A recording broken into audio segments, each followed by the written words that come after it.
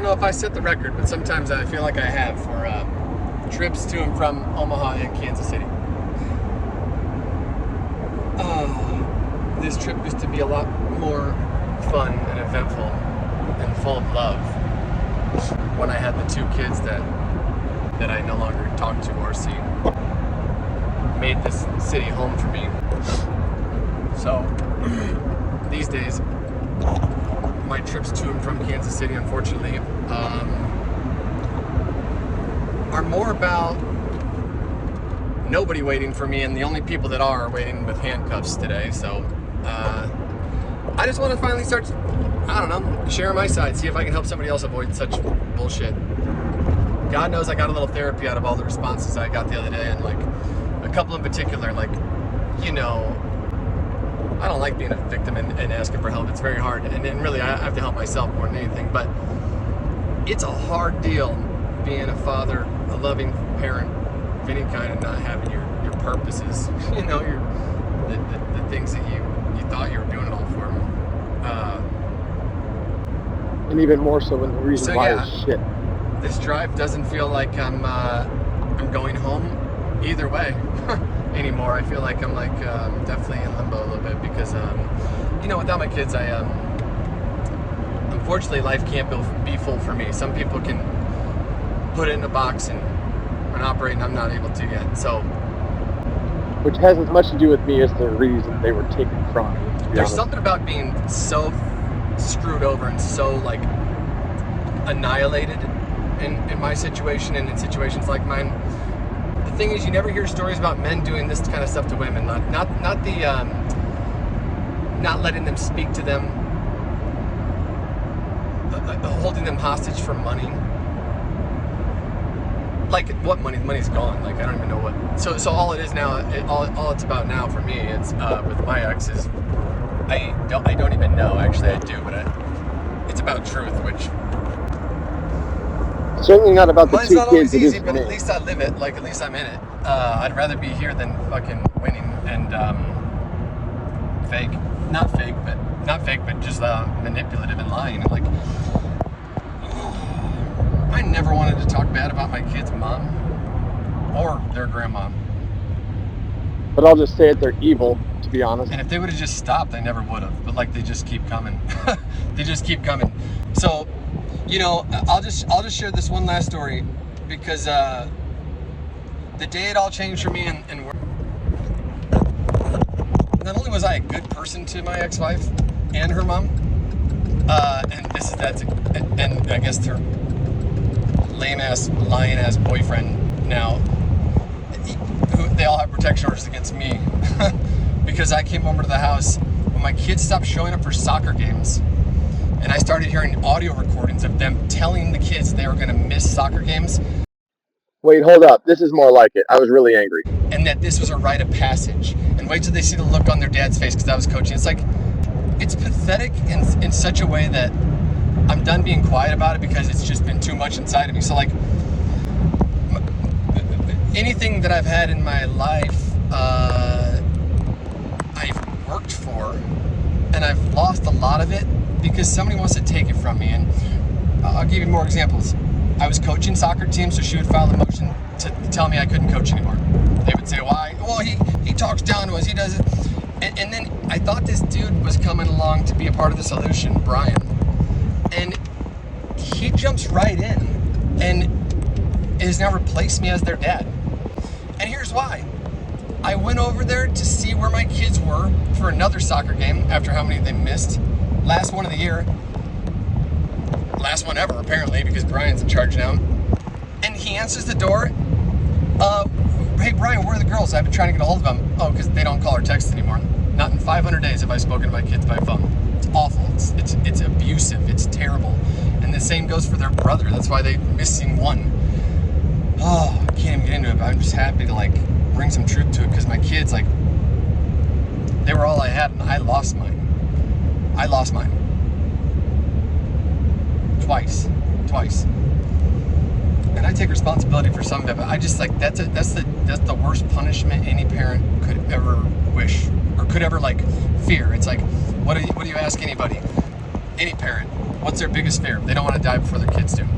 When you lose the childhood of your own child, and you do it every day, and then you get taunted about it, and then you drive down to these hearings like I am today, and you get blown over and bullied to and from.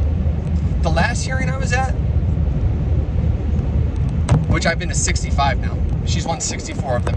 The only one she didn't lose was when she modified and agreed because she was convicted of child abuse. The mother of my children caught wind I was evicted and taunted me about it. And in the courtroom hallway in front of all the attorneys after I lost said, "What's your address? What's your address?" And I looked back and I said, what the fuck are we doing? How are we not working together, and how are you celebrating the fact that I'm struggling still? She modified right back. And here we go again, but when you have three people who are on the other side of your child's life, a mother and a father, a moon and a sun, the most important two things that need to work in harmony for a child to have, everybody knows it's true, unless I guess you didn't have one, or you have petty ass feelings so you can't get out of the way. I grew up with an amazing father and an amazing family, and they're still so disappointed, as am I, that this is still my journey. Because in my heart, I know what's best for them is so different than what we're doing. And I finally started leaning into it a little bit and hoping that, well, shit, maybe the big guy, and not the judge I'm about to see, but the real judge,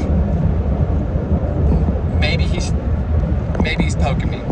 So I felt in ages, and I think the timing of it is because today's hearing is me going into a probation violation with warrants out for my arrest and probably not coming out until my next hearing. And it just sucks because I don't want to go to jail anymore. I've been in jail so many times, never before I met my ex-wife, and oftentimes not even for my behavior anymore, but I take responsibility for going over to check on where my kids were for the last 3 games of their soccer season that they began skipping, that I began notifying myself with the surveillance I have in place because I have to. And now it's all going to come out because I've been holding on to it for so long that it's been killing me. So Brian, when you answer a door to somebody else's kids and their dad is looking for them, first of all, let them call him me. Why wouldn't you, dude? It's creepy, dude. It's creepy. And I wish Mary knew, because if Mary really knew what was going on, she would step in, because this is fucking unacceptable. And it's not even fucking funny, but I'll tell you what, my kids actually look up to you still. So you don't even have to stay dishonest. You can actually be real and actually connect them with their dad. But instead of being part of the connector, just like their mom, you don't care what's best for them. And you're not even standing up and doing what's right as a man. If you really want to keep Vanessa around, you should stand up for what's right and earn her respect, because you have none of it, dude. You're a bank account and you're taking my kids from me, and it's gone on for too long now, dude. I've asked you politely. I came over there. I walk in the door after you told me my kids didn't want to. Oh, not only did they not want to attend the game, they didn't want to speak to me. I was like, okay, hey Brian, let me talk to my kids, because every other week they're my fucking kids, dude. My fucking kids. I walk in the house, take one step in. Tell you what, you don't. You talk to a father of your kids. You're not. What are you defending, you idiot? Idiot. God, I wish I would have slapped you harder. So anyway, he body slams me. Literally body slams me. Yes, blind sucking. And the recording's terrible, and I regret it forever because my kids were right upstairs. But I lost my mind because I am losing my mind.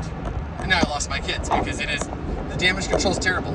And I uploaded that video. I'll never listen to it again because it's awful. And by upload, I mean the YouTube account I had to make in your honor. And I hate what you're doing to my kids. And how dare you come in and take this role, because now they think it's right, dude. Like you have a responsibility to children. And that includes not going to gay pride parades when they're 8 years old just because your mama told you so, dude. Chance moved out and you lied about it to people. Like, you are part of the problem and you're being a weasel now. And so here I come down for another warrant so you can send me to jail. And I hope you come in with your little victim impact statement. You can't even look me in the eye because all you're doing, you're not even thinking, dude. You're not even thinking. And you charge me $4,337 for your stupid. Oh yeah, here you go. Your stupid. Yeah, you know what? I gave you so many chances to be part of the solution, and now now you're just going to be on call out duty, because I'll tell you what, you don't go lying. I don't care how in love you are. You're being told what to do, and you're actually following through on a level that most men could never do. She knows that, and that's why that's why she does it. Now here's the thing. I get up from Brian, Lying Brian the abuser, body slamming me, because I was over there to coach my kids, which is my last game, because they filed a motion saying I couldn't anymore. Well, body slam Brian, the bodyguard, protecting his roost. What do I get up to? Oh, Grandma crazy ass Lori, who is my last story that I have to tell today, because I don't know correction, protection order violations. if I'll ever get the chance to. They may bury me forever on these protection orders, dude. I had protection orders in place against me from 2017 to 2021 straight, while I got badgered the entire time by Bully. And anytime she would get mad at me or too drunk, that's when I would violate, and they'd bring me down for these again. And now I was off probation violations for correction, protection order violations. What, a year? Because she got convicted of child abuse, abusing their oldest son. Thank God we showed up, or it would have gone unnoticed too. And thank God he had the courage to speak up and finally do the one thing that the adults in her life won't do, which is do what's right for the kids you love, dude. And if you think that I'm not a good dad that should be in my kids' lives, so be it. But I've never heard any of you say it to my face. Until I got body slammed by Brian, I didn't even know he felt the same way. Though Mark and I both knew the abuse was going on for years as ex-husbands of the same woman. But I'll tell you what, it's weasel season, and we're starting a weasel hunt, Brian. So you either come around, or you better tell those girls that I'm gonna walk through every warrant I have to go through right now. I'm coming back, and I'm gonna be in your territory. I don't care how many protection orders you want to file. You think I'm threatening you? No, I want to co-parent, dog. Like I've said from the beginning. And I challenge anybody, including the judge I'm about to see, to look at all the evidence that I've uploaded. I didn't even want to do it ever, but I put up anything and everything because I want everybody to see how I communicate too. I've had to swallow my pride. I've had to go through the worst, most possible pain I ever endured. No parent should have to go without their children, but to go without them when they're 2 and 4 years old and not know when they're going to see them when you love them so much. I had some of the most awful pain. I drove 3 hours for Daddy for donuts one day, only to arrive to the 2 evil dragons waiting for me, making sure I couldn't get into the Daddy for donuts that they overheard my daughter inviting me to the day before on Skype, that they monitored like hawks. And to this day, I'm the only dad banned from the school. You guys are monsters. You know what? The day I knew that Lori was an abusive monster was when I was late for a job interview. It was Kaylee was 1.5, so whatever. I wanted to forget this day forever, but I'll say it one time. I arrived late as usual because I'm doing everything. I always get yelled at for being late when I'm coming to anything, to Kansas City. I drive 3 hours and she drives 30 minutes, and you should see some of the biggest explosions she has on me due to my punctuality. Well, guess what? You made my life impossible, dude. Like, I'm trying to dig out, and every time I break my freaking mirror, I have to go to jail for it. It's like, this is ridiculous. Anyway, I was late, and Kaylee had just pooped her diaper, and I could tell, and I was like, oh my God, Lori, like, I'm late. And looking back, I guessed. I thought she'd be excited to see Kaylee, frankly. But she did the opposite.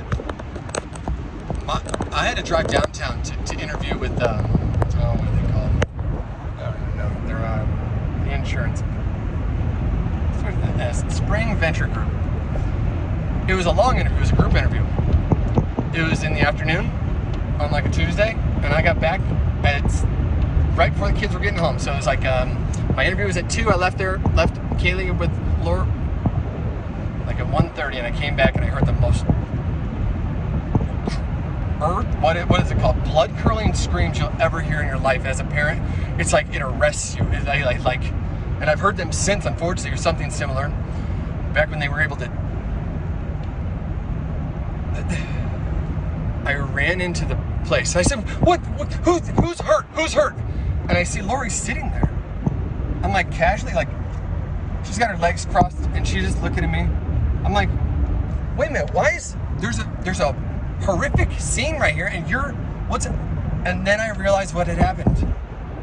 She left Kaylee for 2.5 hours in her own shit to punish me, her dad, who she hates so much, for saving her daughter and reuniting the relationship. Kaylee was, I'll never forget it. She had rashes for a month. It was, I wish I could have a protection order for punching you in the face that day. I wish I could have punched you until you were unrecognizable so we wouldn't have to see that smirk ever again. That's what I wish. I wish. And I wish somebody else would have done it so you didn't have to fight for all your dead, deceased husband's will against his family. You're a sick person, dude. Marry somebody for money, not for love, and can't even teach your daughter how to feel or receive love. You know how many? Ask her how many cross country events she showed up to. Oh, how many did you show up to, Lori? You're such a good parent. You're such a good grandparent. You're steering the show. How many? Oh, what? You didn't go to one? Oh, and then you got mad at your husband for going because you're an insecure weirdo who married a guy 40 years older than you, and you thought he was competing for your daughter, and you scared her off for that reason. She became a stripper in Colombia, and that's what we have today. And now I'm trying to work with this, dude. I am no better than anybody, dude. I'm a drug addict. I'm not an abuser.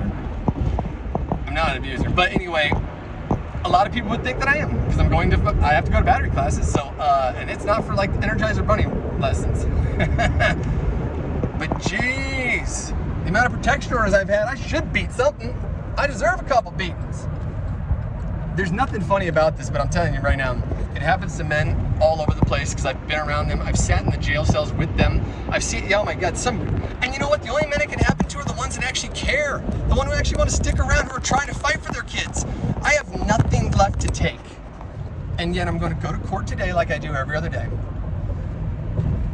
I'm going to walk through it and cry like a bitch when I get behind the jail cell for the first night until I meet probably one of the gay guys who like usually take me in and they can see that nobody's bailing me out. And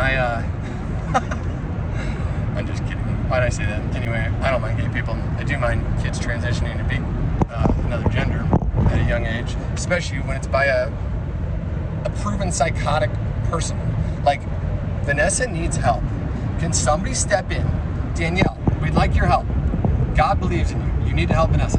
Lori, you're no good. Stay in the basement. Vanessa, I did nothing but try to help you. We met. I was on a blind date. To my surprise, hottest girl to date in my life that ever hit on me. And that's what you did. I never saw you again for about a year because the flood and Deluxe closed. So when you came walking by my office selling things business to business, I was elated to give you an opportunity. And especially because all the guys up front were already drooling over you when you walked in. But you could have been more than that. You could have been more than that. And my daughters have to be. You came in and right away there was drama. And I remember it like it was yesterday because it should have told me everything. But then again, that was when I used to trust people and used to believe people to a fault. I didn't know it was a fault until you came along. You've hurt me more than anybody ever has, and you're the least one to deserve to. Because Mark Scarrow wrote a letter, you should read it, about how we fought to get you hired. Because you had no experience and you were terrible on the phones. You made my coffee every day, and then you began to sit on my desk to compete for my attention. And that made me feel good, but only because I was coming on the heels of a real tragedy in my life. The biggest car accident I'd ever been in before the one that you brought into mine. All of my other employees wrote letters as well. And why? For these two beautiful little girls who I love so much. And yeah, that is why. Because the reason you're mad at me and the reason you left me the way you did is because you knew I loved them. And when you saw me love them, you knew I didn't love you. And we kind of talked about it. And I told you I was going to stay with you anyway because I always would, but we could talk like that because you lied before about big things. Now, I wouldn't find out until 2 years to the date on Kaylee's birthday that you were still married to Mark. You snuck him in the hospital to sign the affidavits that you'll see in the evidence on Emma's birthday while I was at home with a social worker.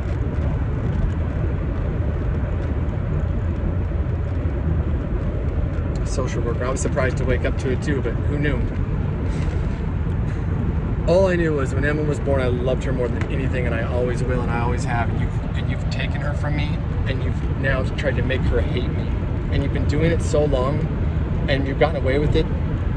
And because the legal system has approved it, and because the supervised visitations act as if it's okay, Emma, a smart girl, but with 99% of her time spent with a monster, she started to believe it. And now my daughter probably doesn't want to see me. So these trips are awful. I'm driving to literally hell. And I'm going through it for people that don't even really want to see me, but I love them so much. And guess what? Your grip on them cannot last forever. And this is the last thing that's left to do, which is like, I guess, expose you, but it shouldn't even have to be like this. Brian, I asked you to co-parent. Danielle, I love you, but you've spoken up before, and you have to know that doing right by God is all that matters.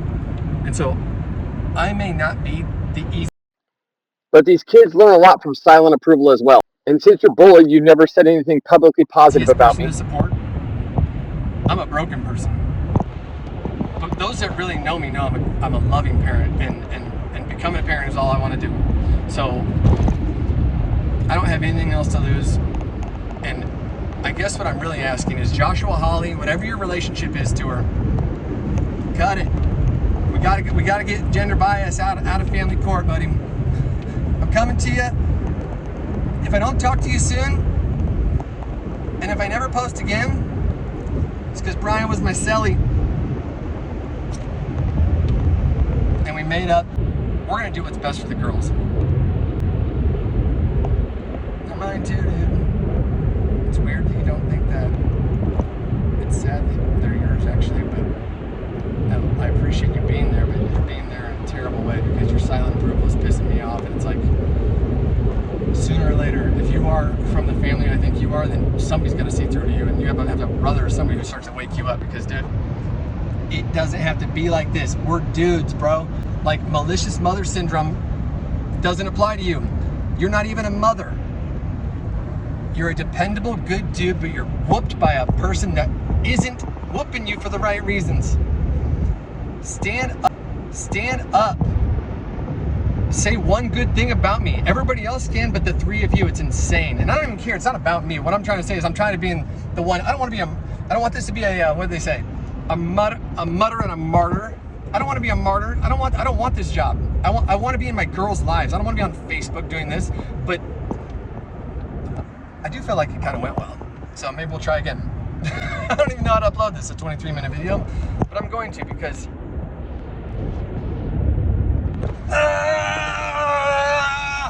somebody got to do it. Scary spooky, hilarious, crazy. Scary spooky, hilarious, crazy.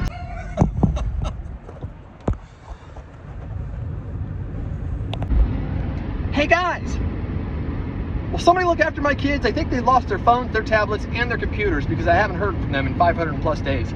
So somebody must check on them. They must be out of the internet, or maybe they have no electricity, but certainly we were pretty tight at one point. So if somebody could maybe just do a little Johnny Alltel for me and connect us, that'd be great.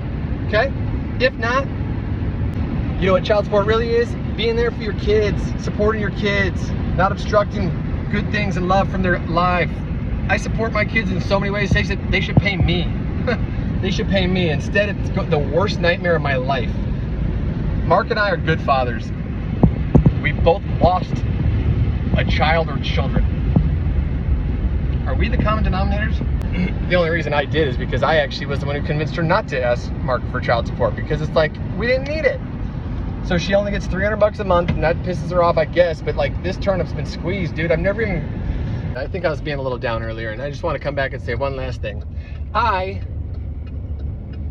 am not trying to be a Debbie Downer. In fact, I think I'm a little bit buzzkilled because, frankly, sobriety's not always easy, and it's kind of newer to me. I'm like, listen, for whatever my ex-wife says, I passed every drug test except one. I failed for marijuana during our trial.